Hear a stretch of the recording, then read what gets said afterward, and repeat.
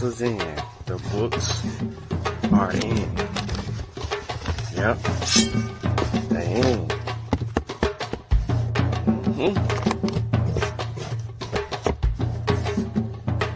Here.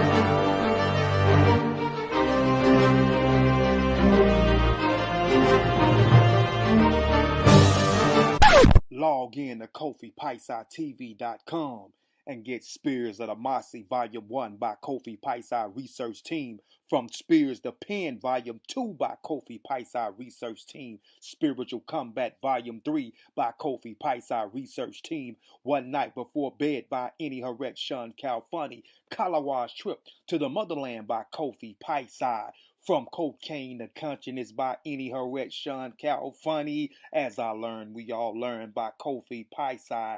Also, if you want fresh merch, go to our online store, Family Connect Apparel, and get all the brands. Also, get our 54 deck of quiz and educational cards, available now on KofiPaisaTV.com.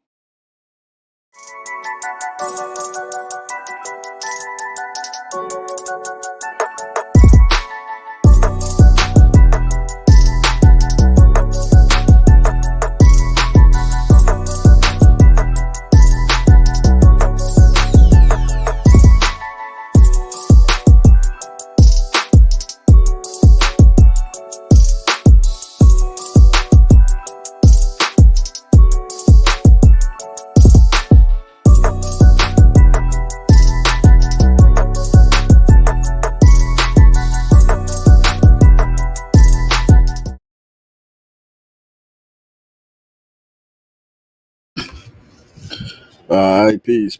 Share Lafayette. It's your brother Suit Tech, representing Kofi Paisa Research Team. We black at you again on this Sunday. I'm holding it down. You know, y'all know Kofi usually go live Sunday, but I'm holding it down for him today. I'm gonna do this, drop this quick presentation. It's nothing groundbreaking. A couple of these slides y'all have seen before, but I wanted to gather the information on these people, these Black Moors, all together and have them in the archive of one specific presentation. So that's what we're gonna deal with, man. As y'all come in, make sure you please like the show. Make sure you please share the show. Share the show and whatever groups that are that corroborate the history and the culture of Africans and African Americans. Any groups that will appreciate this information.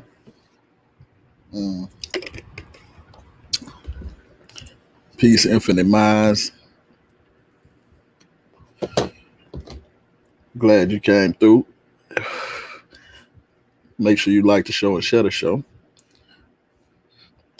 I'm going to give people a couple minutes as I share my screen. Okay.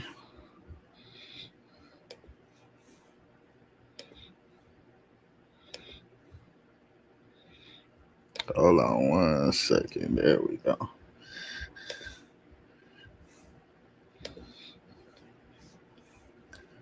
All right.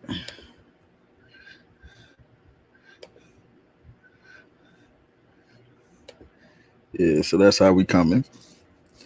Peace, brother Lamar Pope. Spin Barrel. Peace. Make sure y'all like the show. Make sure y'all share the show as you coming in. Like I said, we're gonna be dealing with the legacy of the Black Moors. Um, you may know them as Black Moors. I know them as Haratine, Ecline, Bozo, Bella, etc. So, for the sake of this presentation, we just gonna go with the Haratine, the most popular name of these people, right? So again, man, make sure y'all like the show as you coming in. Make sure y'all share the show. I know it's a fight coming on soon, so I ain't gonna hold y'all long because I'm catching that thing too. Um, maybe that's I don't know if somebody else live or what, but we're gonna go ahead and get it in. So the legacy of the Black Moors, Haratine and Dar al Islam. Dar al Islam means basically the house of Islam, right? So we'll start out with who are the Haratine.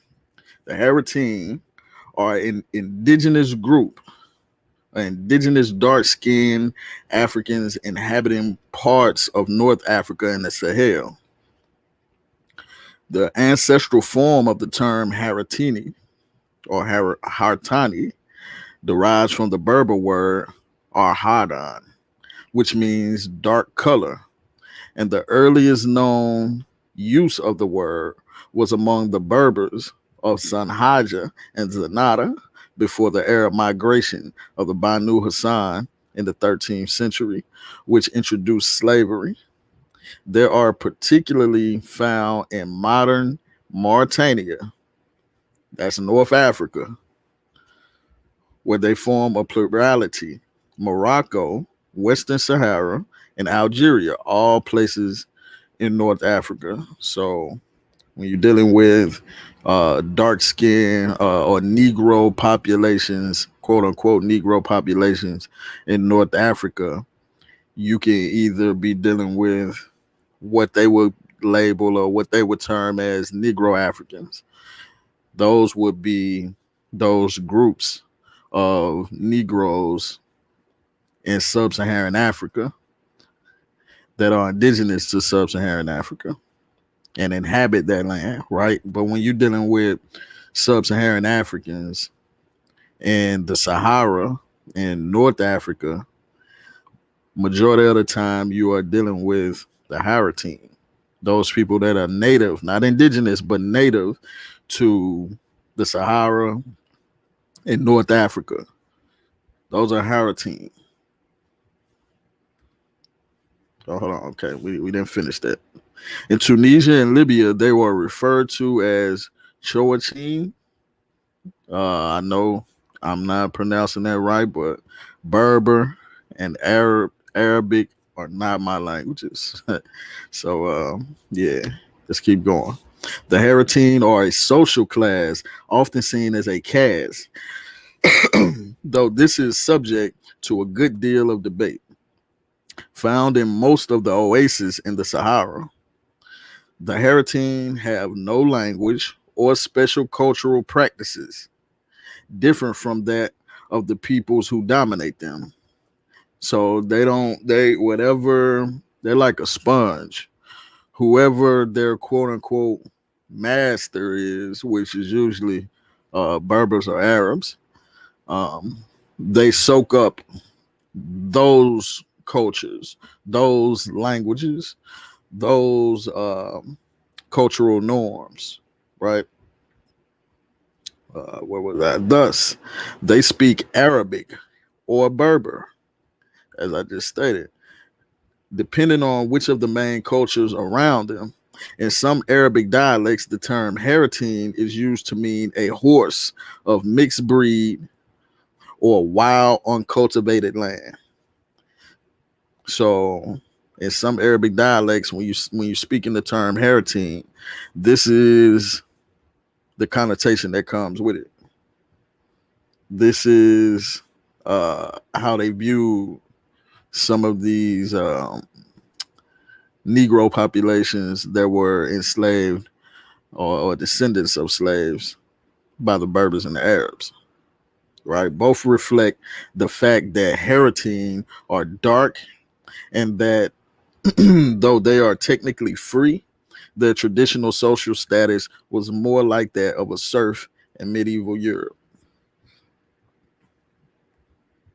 So they're equating these Haratines to serfs of the European medieval era, right? I got my own thoughts on that, but that's another topic. Haratine, this is a Haratine girl from Morocco. All right, you see the sister, you see how she takes on the the Berber stylized or the Amazigh stylized neck piece. That's because, like I said, they soak up the cultures of the people who quote unquote own them, right? So I'm pretty sure this sister is the property of a Berber. Haratine origins may be traced to the Neolithic period when the Sahara was inhabited by a number of black-skinned peoples engaging in farming and animal husbandry. When the Sahara began to dry up, people were forced to find water, and the Haratine most likely were those who developed the oasis resources and could be the same stock as the Darfur of Mauritania, or perhaps the Fulani or Fulbe of the Senegal and Mali region. They were first dominated by the Saharan Berbers.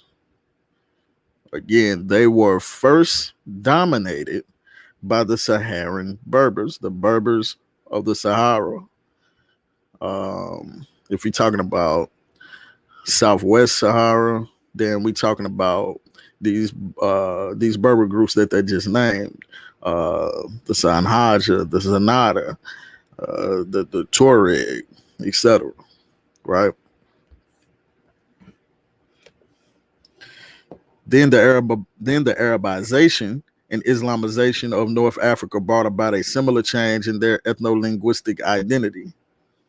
So when Arabs came through and started to Arabize North Africa,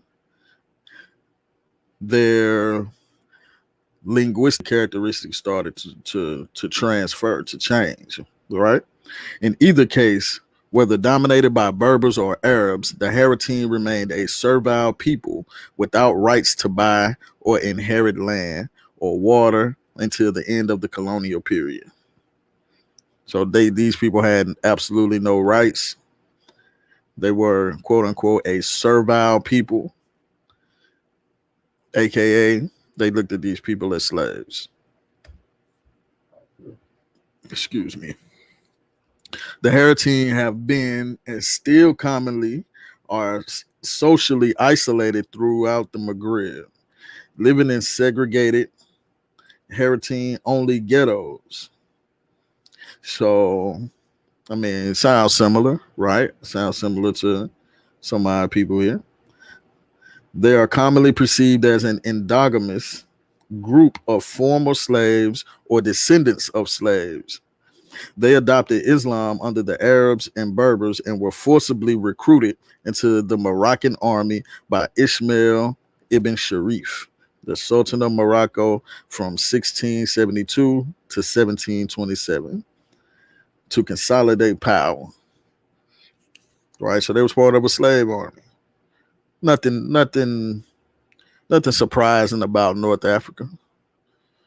Haratine in some places include the descendants of free slaves as well as those who descend from the original peoples of the oasis. Many people think that Haratine means free slaves, but this is not fully accurate. So as you see, it's still a debate in the scholarly or academic community on the etymology of this term Haratine.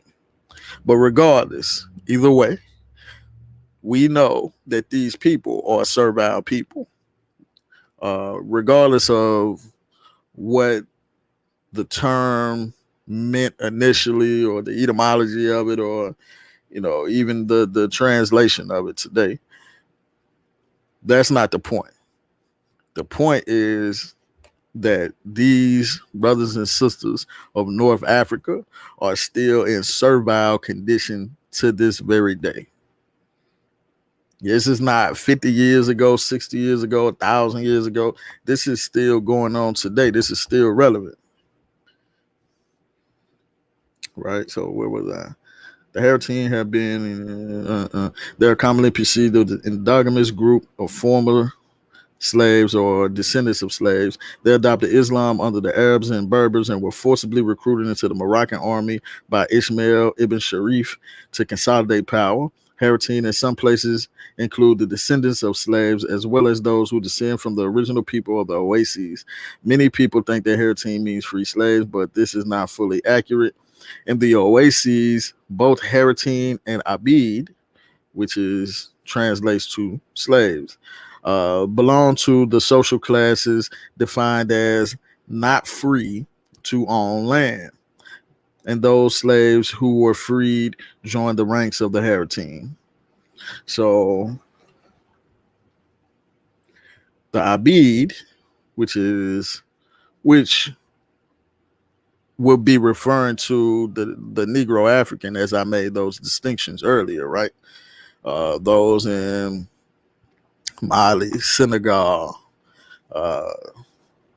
those in Benin, like all that down there. You know what I'm saying? Those are what they would consider quote unquote Negro Africans, and the Arabs would consider them as Abid, slaves, right? But those that are native or that's been in North Africa and are slaves or descendants of slaves to those Berbers or Arabs are the Haratine. I just want to keep making that distinction to pound that into your head. See the Mauritanian children, the Haratine children in Mauritania. In Mauritania, the use of Haratine girls as servants has attracted activists. So now you got people fighting against this. It's actually whole movements in North Africa to fight against slavery and the oppression of these dark skinned or these Negro populations.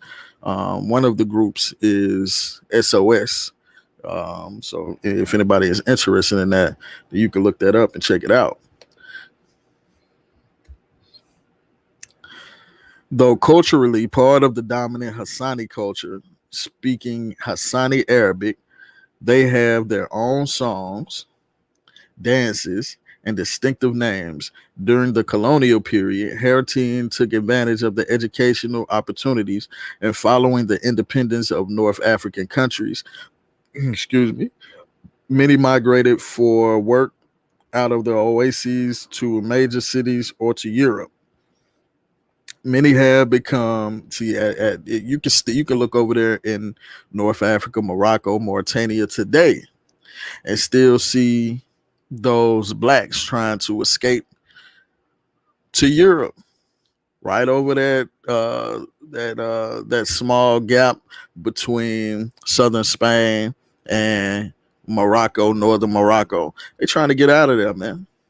They're trying to get out of there. You still see that today. Many have become financially successful, but they have not been accepted as social equals by their former employers, no matter how wealthy they have become. Sound similar? Sound familiar? Despite national laws that allow them to buy, own, and inherit lands, they are still locked out of these rights, and in most of the oases, where all the land is privately owned. Haratine and Mauritania have been politically active, and in the presidential elections in 2009, two of the candidates were Haratine. So they're trying to come up. Okay, let me play this copyright disclaimer under the section 107 of the Copyrights Act of 1976. Copyright disclaimer. YouTube, check it out. I act like y'all ain't see that now.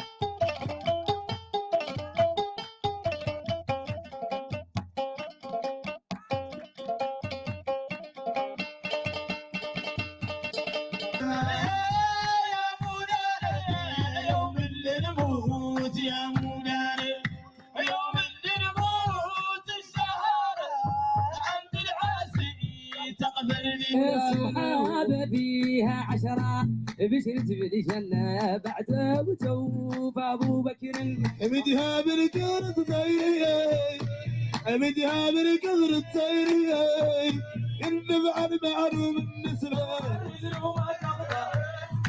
اللحية السوداء تقضية يا شفار معلم المعبد تهانين عقلي ذاك السبحان أسايت وقحان أبو قال لهم حتى عن تبرين تبرين الحي واقع يا الخالي شاف الحين محمد يا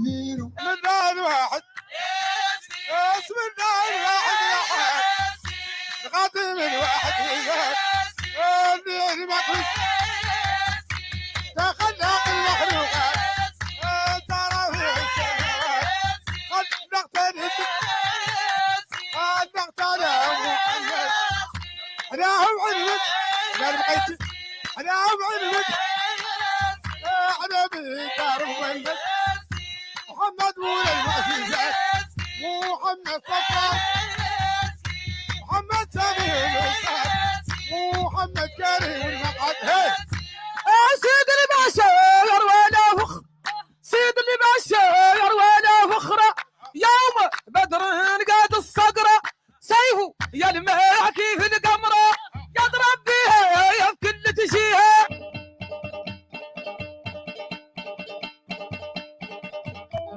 الطف بيا عند الممات منين العينين يسودوا دمات ودبات رخوت والاخوات يسولوا يا ديني دني يا دني يا دني ما يرادان نسرين ما يرادان نسرين لا لا لا لا الله نقتل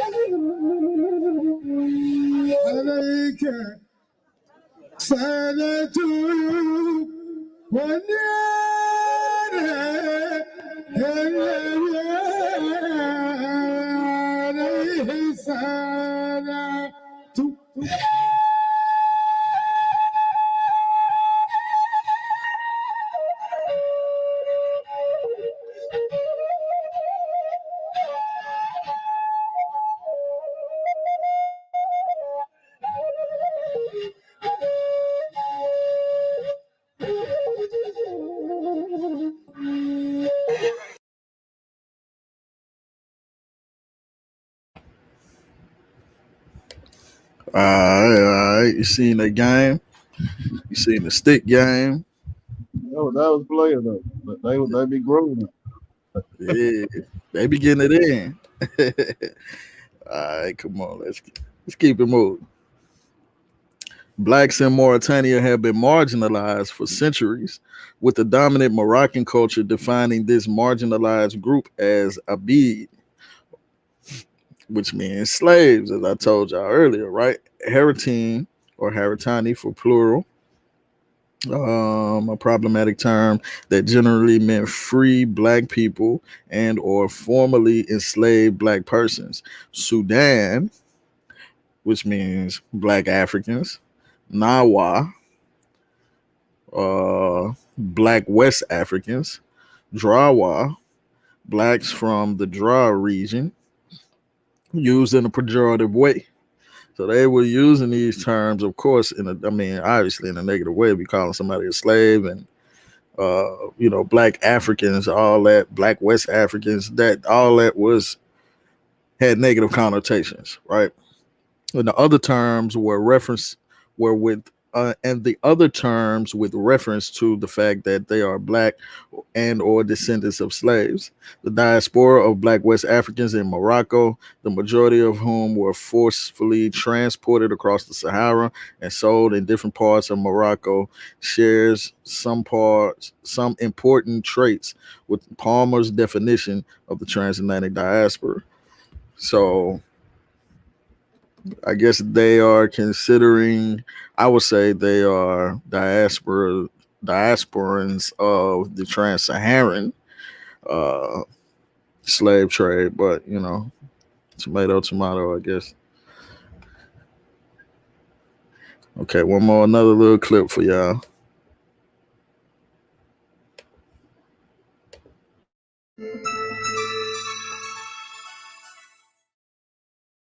Hello, welcome to BioGreat TV. If you're new here, please subscribe and turn on the notification so you don't miss our next video. Major ethnic groups in Mauritania and their peculiarities. Mauritania is the 11th largest country in Africa, and it is located in the northwest of the continent. About 90% of the country is in the Sahara Desert. Its 4.4 million people are therefore mostly concentrated in the south. Nouakchott is the country's largest and capital city, accounting for about one-third of the population. Mauritians are mainly Sunni Muslims, and Arabic is the official and national language, while French is widely used in media. The population of Mauritania is broadly divided into three major ethnic groups. They are the Moor or Bidan, the Haratin, and the West Africans. White Moors, that is Bidan or Sahrawi. About 30% of the population of Mauritania identify as Sahrawi or White Moors. The name Sahrawi literally translates in Arabic to inhabitants of the desert. The modern Sahrawi people in Mauritania are of Arab Berber descent. The Arabs started settling in the area around the 11th century and were slowly assimilated after many failed opposition from the Berber. The Berbers would eventually accept the Arabs and their culture. Today, Hassaniya, an Arabic dialect, is a mother tongue in Mauritania and has almost completely replaced the Berber languages originally spoken in the area. The Sahrawi ethnic group is divided into several groups of different social status. At the top of this division is the Hassan, that is, aristocratic warriors. Below them are the Zawiya tribes, that is, the scholars. And then there is the Snaga tribes, who are mainly fishermen. In Sahrawi ethnic groups, the concept of beauty is expressed through the practice of fattening.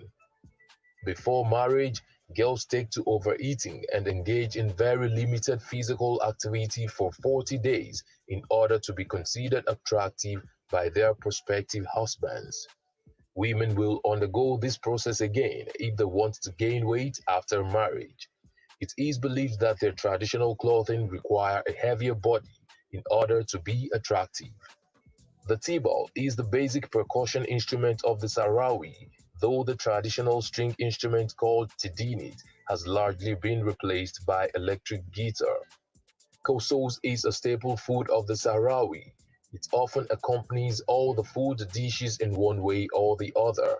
Peanut is also a common accompaniment of some. For animal protein, the Sahrawi consume camel and goat meat. Pork is not consumed since it is not halal, that is, not permissible.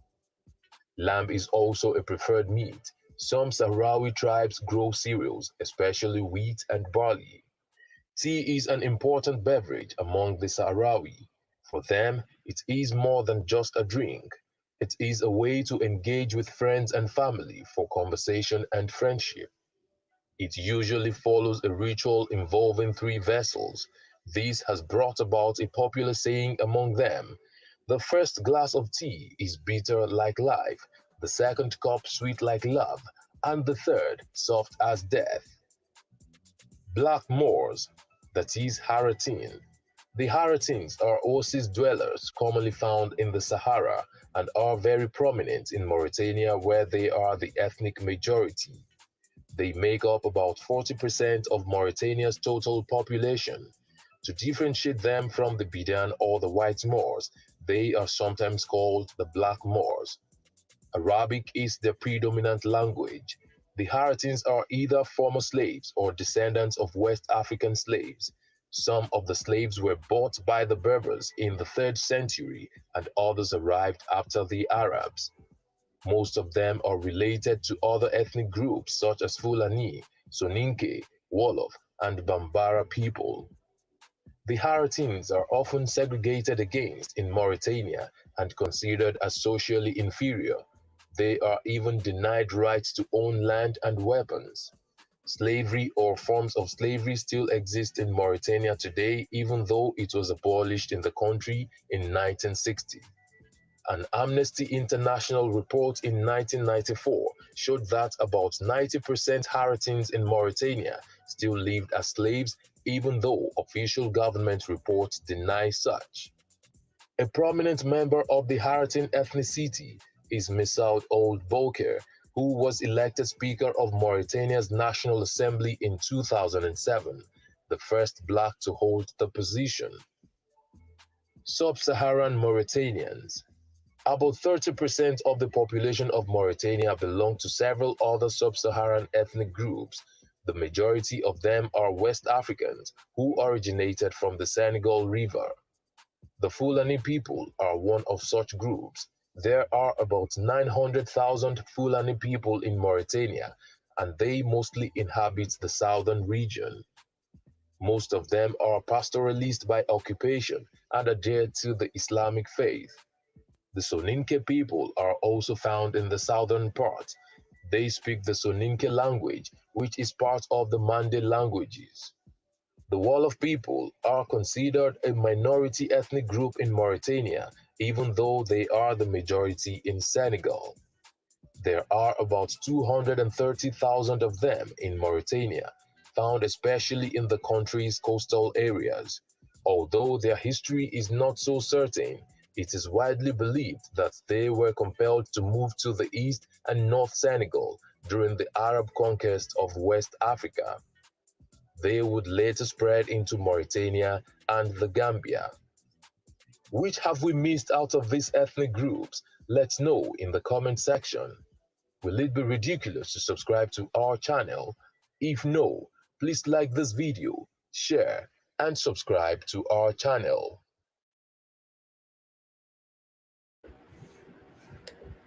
All right. You see, they were saying a lot of the same stuff that I've said in this presentation and past presentations. So let's keep going.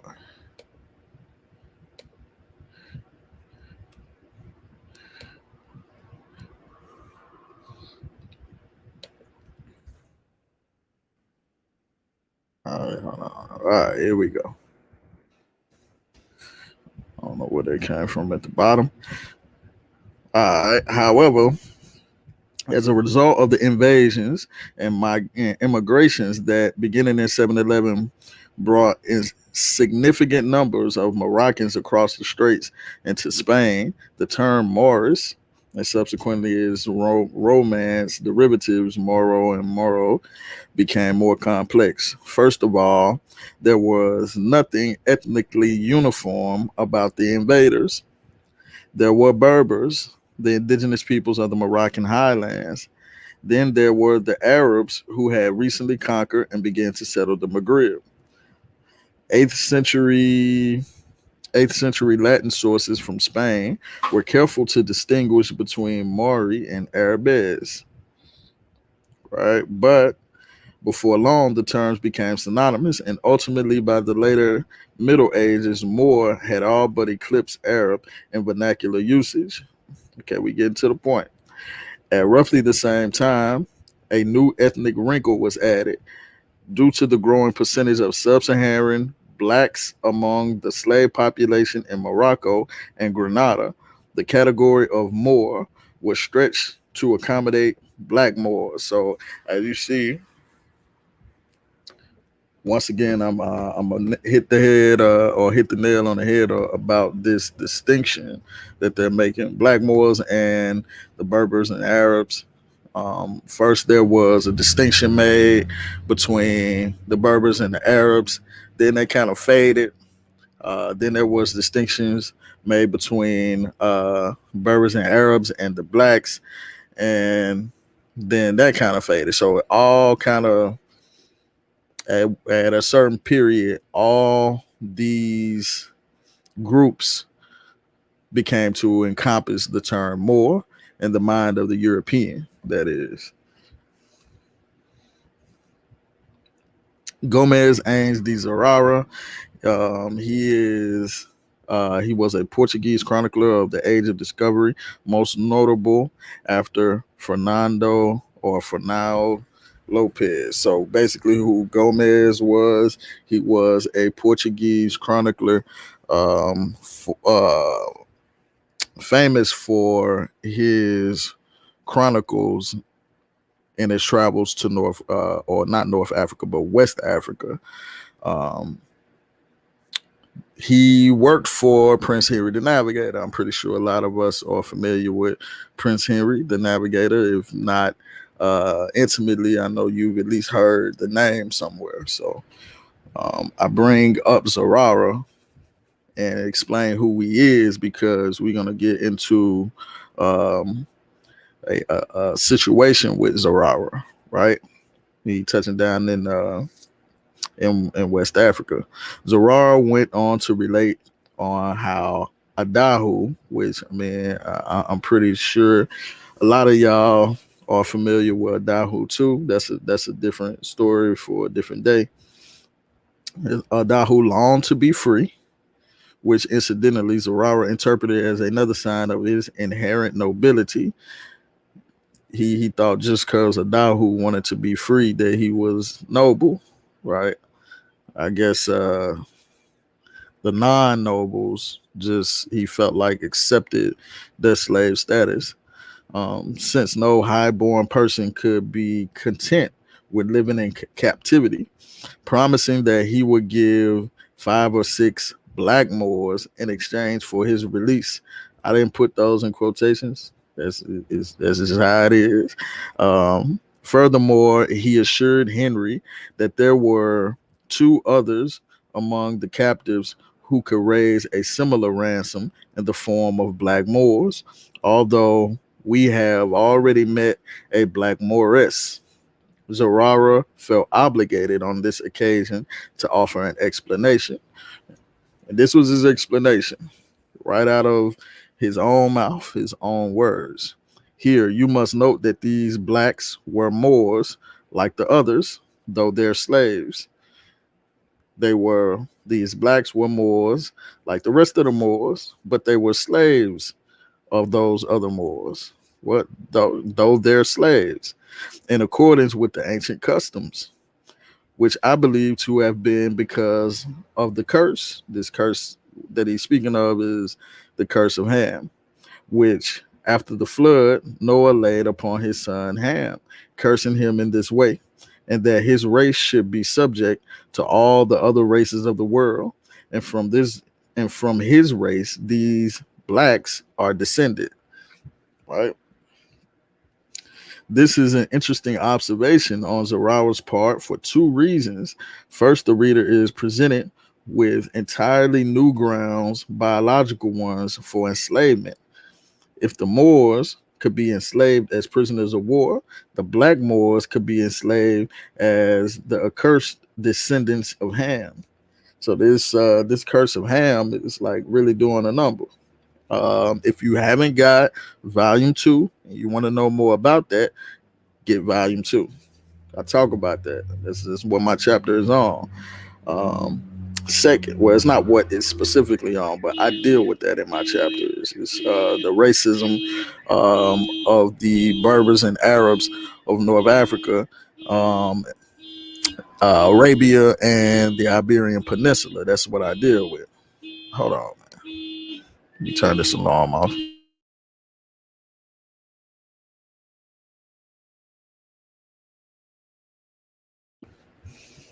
All right, okay, my bad. Okay, where were we at? All right, second, if this genealogy of the black Moors set them apart from the Moors proper, how is it that Zarawa could claim that these blacks were Moors like the others? So how did he know that? Did he mean in a religiousness? That old English. Did he mean in a religiousness? No. For when recounting Henry's reasons for authorizing the ransom of Adahu, Zarawa observed that it was better to save 10 souls than 3, for though they were black, yet they had souls like the others, and all the more as these blacks did not come from the lineage of the Moors, but the Gentiles. And so the better to bring into the path of salvation. So they know, again, with the distinction, they know that these Moors, even though they all categorizing all these groups as Moors, they're categorizing all these groups as Moors because they seen them as their religious enemies, right? These European Christians seeing these people, these groups, as their religious enemies. Why? Because they were Muslims, right? And that's who the Christians had beef with at that time, right? So even though you got Arabs and Berbers in North Africa, you got blacks in North Africa, you got blacks in Sub-Saharan Africa, they were labeling all these groups, or well, the Islamic groups at least, as Moors. And they saying these black Moors come from the lineage of the Gentiles, not the lineage of the Moors. Moors proper, as they say, which would be Arab Berbers or Arabo-Berbers from North Africa. And so the better to bring them into the path of salvation. So they felt like, okay, well, these people ain't dealt with Islam. So they would be more likely to leave what they got going on and come over here this way to Christianity. But those Muslims, they not going. They not giving up their Islam. So we're not even going to worry about that with them. All right, Zarawa is, in other words, drawing a clear religious distinction between the Moors and the black Moors, the latter being considered pagan and therefore more likely to embrace Christianity than Muslims would be, as I just said. And the elasticity of the category Moor is impressive. The elasticity, that means the stretch. Like, it's such a general term. By the 9th century, Muslims were making distinctions between black and white slaves. These invidious distinctions are best reflected in the 2 Arabic words for slave, the word abid, the traditional word for slave, embody its legal meaning. But in the popular dialect, European slaves came to be called Mamluks, right? Okay, that's a typo. The white Mamluks commanded a higher price than the black Abid. because he could bring a substantial Christian ransom or be exchanged for a Muslim captive. So even the white slaves, like even the black slaves, is at the bottom of the rung. When we talking about slaves, the differing treatment of white and black slaves reflect their worth. The Mamluk was viewed as an investment to protect, whereas the Abid's value was based on labor as an expendable means of production. Wherever there was backbreaking work to be done in the Arab world, black slaves were made to do it. And that's these Haratine. The ninth century Iraqi land reclamation projects for the 14th century Saharan salt and copper mines, black Africans toiled under the worst conditions. White slaves were rarely assigned to such arduous tasks. They were usually household servants. So these is the white people was the house niggas. Over time, Iberian Christians became acquainted with the Muslim system of black slavery and adopted. See, now we dealing with Iberia or Al Andalus, Muslim, aka Muslim Spain, right? Over time, Iberian Christians became acquainted with the Muslim system of black slavery and adopted the same set of symbols and myths with additional arguments. Not only were blacks not Christians, but they were the Muslims' servants, the heathen's heathen, doubly cursed by their status as non-believers and by their servile conditions. The blackness of the sub-Saharan African contrasted more sharply with white Iberians than did the tawny-colored Muslims, who constituted the majority of the Muslim population in Iberia and North Africa. What? Hold on. Let me go back. Rewind. The blackness of the sub-Saharan Africans contrasted more sharply with the white Iberians than did with the tawny-colored Muslims, who constituted the majority of the Muslim population in Iberia and North Africa. So these tawny-colored Muslims, translation, they talking about Berbers. They constituted the majority of the Muslim population in Iberia, aka Al Andalus, aka Muslim Spain, and North Africa. Right. So remember that those were Berbers. Those people that ran up in the in 711 AD, Berbers. Not me and you. The invidious perception of difference expressed in the language that suggests black inferiority became refined, sharpened by Muslims, Jews, and Christians of the Iberian origin. Another issue I deal with in volume 2. History is witness to many cases of Muslims enslaving other Muslims, which is against the Sharia, right? Supposedly.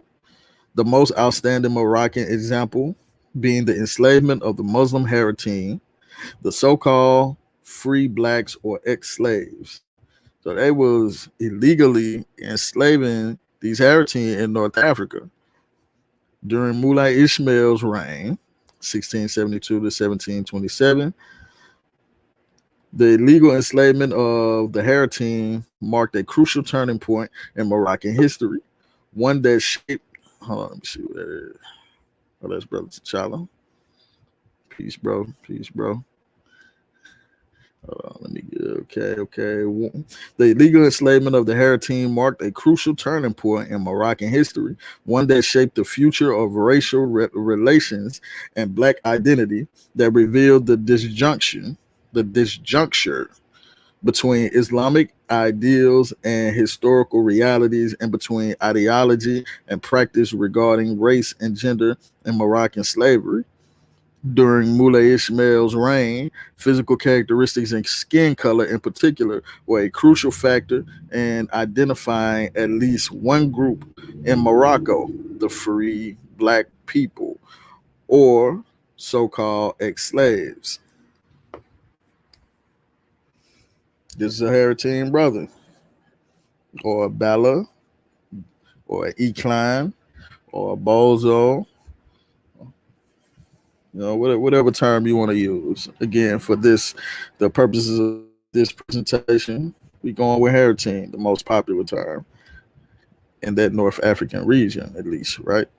And some oral traditions, blacks dismiss the absurdity of the negative portrayal of their skin color. Nina Epton, while conducting field work in Morocco in 1950s, collected an interesting narrative on the blackness of the Haratine in the Drar Valley, which is south of Morocco. She wrote, the Haratine relate that they are descendants of Noah's second son, Ham, and that once upon a time they used to be white. One day, however, Ham protected his head during a heavy rainstorm by carrying the Quran on top of it. The rain was so heavy that it washed all the characters off of the holy book onto, onto Ham's skin. These characters, being sacred, were inedible, and so they turned Ham and his offspring black forever. So, like, they got these folk head messed up, man. They saying that they was they descendants of Noah's son, his second son, Ham. Like, they really believe in this stuff now. And they used to be white. They used to be white. This is the consequences of these of such a socially stratified society. Right? They want that acceptance so bad that they will say, "Yo, we used to be white. Y'all calling us black, but nah, we ain't black because we used to be, or we natural slaves, or we was supposed to be slaves. Nah, we used to be white." And this what happened. And it's not just from them. Like, we hear that. I've heard that from Igbo brothers that's claiming to be Jews and all that as well, man. The Hermetic hypothesis, excuse me, the Hermetic hypothesis, man, it's done like real damage to our brothers and sisters on the continent. I know we feel like we have been through the great mind F, but as much as we think we have, just think about those people. Think about how much they've been through the great mind F. This story illustrates the creativity of Black Moroccans, and it reflects their resistance and syncretism with a hostile, dominant culture. They asserted their blackness is void of any negative connotations. On the contrary, it is sacred. It is fascinating how the Haratine countered the Hamitic myth with a more favorable one within the same discourse, although anachronous. All right, peeps. This is the last video, I promise. Y'all are seeing this before, but I'm going to beat it in your head. To you. There's something, Candia, I know you are poised and ready to speak. There's something I want to ask you first. Would you explain for us? And that is, there's a very complicated ethnic breakdown for Mauritania that outsiders have no idea what we're talking about. We've got white Moors and black Moors and Afro-Mauritanians. Can you just give us a very quick summary of the ethnic breakdown of Mauritania? Yeah, I think this is a very important point in order for people to understand exactly what is taking place. To give a full picture of the population, the composition of the population is very important. In Mauritania, we have, the white Moors, we have the black Moors who are slaves and Haratins, and then you have the Negro Africans. In the context of Mauritania, it's politically correct to describe them as Negro Africans, living mainly in the south. They include Fulani, Soninke, Wolof, and Bambara. So, in the context of Mauritania, when you consider the color of the skin, Haratin and the forms and slaves are included in the black community. So the black Mauritanian community represent, more than 70 to 75% of the population. So let me just see if I can make this clearer. It's not about black and white in Mauritania, or are you saying it is about black and white? All right, so they're saying that? Yes. Okay, hold on, Yes. Tanya. Nasser, go ahead. My point is that, for example, I could point to somebody like the Emir Abdurrahman Said Ahmed, who by the social in the social pyramid will be basically at the very top of the pyramid. He looks like a black man. And explain that to our international audience. And who is that person? Abdurrahman Said Ahmed is no longer with us. Okay. He's the Emir, basically, of the Taganit area. All right. Which is basically the highest social rank anybody could achieve in Moorish society. So going strictly by the Western American black over white, it doesn't quite cut it. So it's not strictly a black and white issue. No, I don't agree at all. Okay. Pointing to one person to explain a situation is not a viable, argument. We have a situation, statistically, speaking, we have blacks and the Arabs in Mauritania. So there are always exceptional situations. Exceptional situations should not be, the general rule. So that is, the point I am trying to make. And also to go back to the point Abidin made about, the help that is needed in order to resolve the issue of slavery in Mauritania is very important. As I said in my initial statement, passing a law is just a beginning. So the government should not sit down and assume that slavery is ended. Here in the US, slavery ended in 1865. After that, we had the Civil Rights Act of 1964. We have the voting right of 1965. Tandy, I understand your point perfectly. I understand your point perfectly. I think we have his audio back, so I really want to get. Yeah, man. I ain't like she cut the brother off, but man, I wish I knew who the brother was.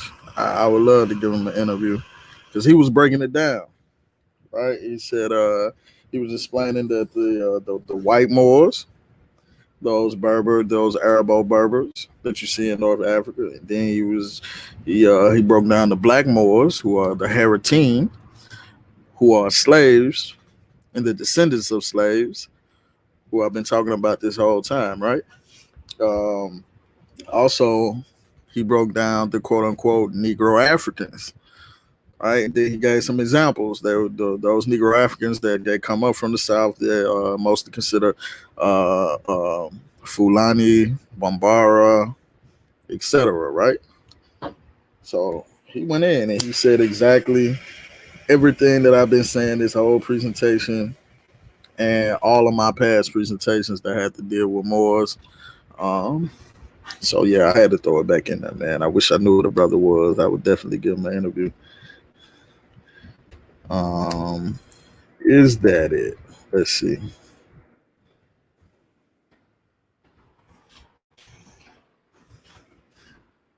Let's see.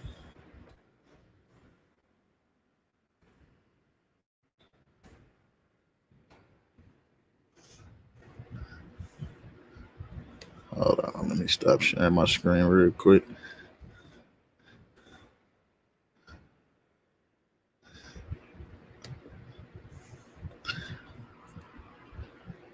All right, is that it? Yeah, that is it. Okay, so let me throw my reference page up, and y'all can pause that, write those names down, screenshot them, whatever you got to do. Look into it. Those are some very good sources. I got the wiki page for Haratine just to give you a general breakdown of what they are, who they are.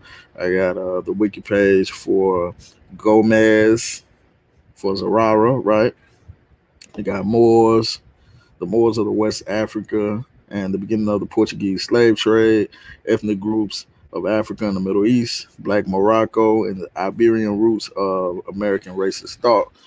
All some good sources, man. All some good references. Like I said, man, it's just something quick that I threw together. Some of these slides that y'all have seen before, some of this info y'all have heard before, but I just wanted to put it in a one specific presentation, so I can go back in the archives and pull from it if need be. Y'all can go back to the archives and pull from it if need be. When anybody start talking about Black Moors, you can always come to this presentation and know that you have references, that you have information to build upon with. You know what I'm saying? So let me stop. And what I want to do is, before I get out of here, I want to show y'all something real quick.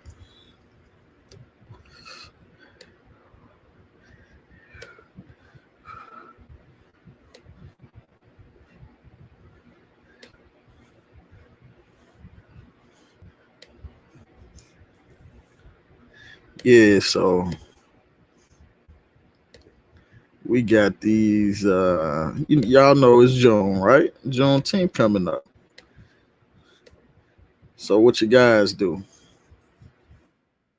We got y'all some Juneteenth shirts. See what I'm saying? Looking drippy.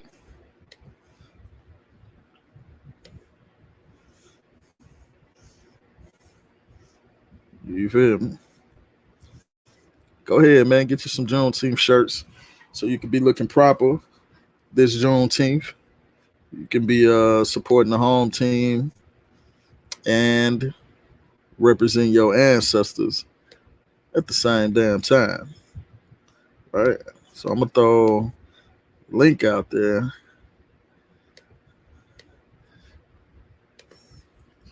If anybody wanna pick up their shirt. Now, when you see some of the other brothers and sisters with these shirts, be looking crazy now. It's when I already showed you. Juneteenth shirts is hot. Yeah, man. So get your order ready. What up, brothers? T'Challa? Peace, bro. Came in on the end. Yeah, man. I know you get ready for this fight like me. Oh yeah. Yeah, man. Yeah, man. I want to see a knockout. I want to see a knockout. I've been watching Floyd. I've been revisiting Floyd fights all week for this. Mm-hmm. What up, Chase? What's up, Charlie? Chilling. Peace to everybody that's viewing too. I'm not on. I'm on my phone because that's the only thing that allowed me to communicate in real time with y'all. Yeah, that's cool. That's cool. No problem, man. This kind of lasts a little bit longer than I wanted to, but it's all good. And hopefully somebody got something out of it. But yeah, man, we're gonna go ahead and close it out, man, because I think I got like 30 minutes left. I need to run across the street, grab me some wings, and get my setup set up. You know what I'm talking about? So yeah, man, appreciate y'all, man. Peace for coming. I'm gonna play y'all out.